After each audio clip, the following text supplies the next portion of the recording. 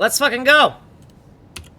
In the Eddy Game data section within the Eddy Game editor object, we've added a isolated mirroring flag. And when this is turned on, we're going to isolate our mirroring and rotating to a single level. In the MIRMAID functions section, we've added this isolated mirroring and rotating section. We have a bilateral isolated mirroring function and a symmetric radial mirroring function. They all take the same exact parameters as the other mirroring functions we've been working on.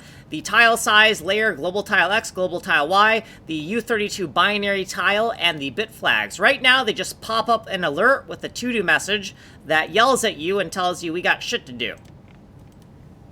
In the editor put U32 function for the MIRMAID system, we have added a little bit more branching.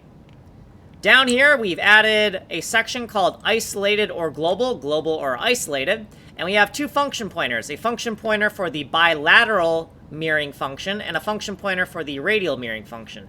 If the isolation mode is turned on, we're going to use the isolated version of the bilateral and radial functions. If ISO is turned off, we're going to use the functions that we wrote in the previous videos, the global versions of the symmetric bilateral and symmetric radial. If the flag is undefined, we'll end up here and we'll figure out why it's undefined rather than 0 or 1.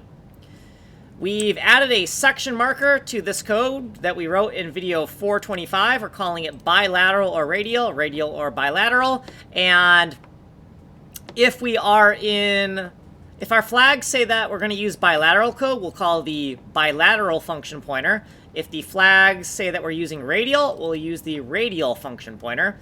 And that's it. That's all we did. Here's what we did previously. Here's our footnotes. Here's what we did in this video. Like, subscribe, send money in the mail. I'm Kanji Coder.